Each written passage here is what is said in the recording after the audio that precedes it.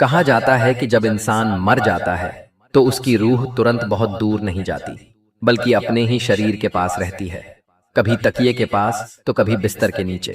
جب اسے غسل دیا جا رہا ہوتا ہے اور کفن پہنایا جا رہا ہوتا ہے تب بھی روح سب کچھ دیکھ رہی ہوتی ہے مگر کچھ بول نہیں پاتی۔ پھر وہ سمے آتا ہے جب اسے قبر میں اتارا جاتا ہے، لوگ مٹی ڈال کر واپس چلے جاتے ہیں اور تبھی روح دوبارہ شریر میں لوٹا دی جاتی ہے۔ انسان ایسے جاگتا ہے جیسے گہری نیند سے اٹھا ہو۔ وہ 3 بار اٹھنے کی کوشش کرتا ہے لیکن ہر بار اس کا سر قبر کی دیواروں سے ٹکرا جاتا ہے۔ اسی پل اسے احساس ہوتا ہے کہ اب سب کچھ سامانیہ نہیں ہے۔ تب وہ سمجھ جاتا ہے کہ اب وہ زندہ لوگوں میں نہیں بلکہ مرنے والوں میں شامل ہو چکا ہے اور آج کی رات وہ دوسری دنیا میں ہے۔ کچھ دیر بعد 2 فرشتے آتے ہیں جن کا نام منکر اور نکیر ہوتا ہے۔ وہ قبر میں اس سے 3 سوال پوچھتے ہیں: تمہارا رب کون ہے؟ تمہارا دین کیا ہے؟ اور تمہارے نبی کون ہیں؟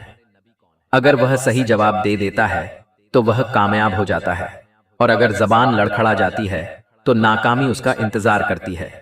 اس کے بعد اسے ایک جگہ لے جایا جاتا ہے جسے برزخ کہا جاتا ہے۔ یہ ایک ایسا مرحلہ ہے جہاں 2 دروازے ہوتے ہیں، ایک جنت کی طرف اور دوسرا جہنم کی طرف۔ وہیں انسان قیامت کے دن تک انتظار کرتا ہے۔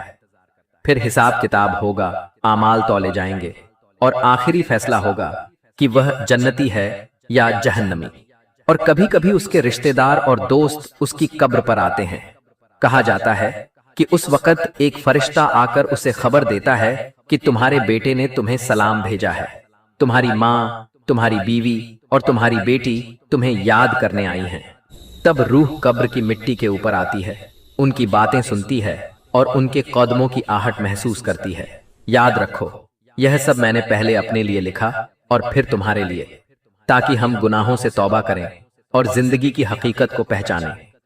اے اللہ، ہمارے گناہوں کو معاف فرما۔ اگر یہ بات تم تک پہنچی ہے تو اسے کسی اور تک بھی پہنچا دینا، کیونکہ نبی کریم نے فرمایا ہے کہ میری طرف سے ایک آیت ہی صحیح لوگوں تک پہنچا دو۔ جزاک اللہ خیر۔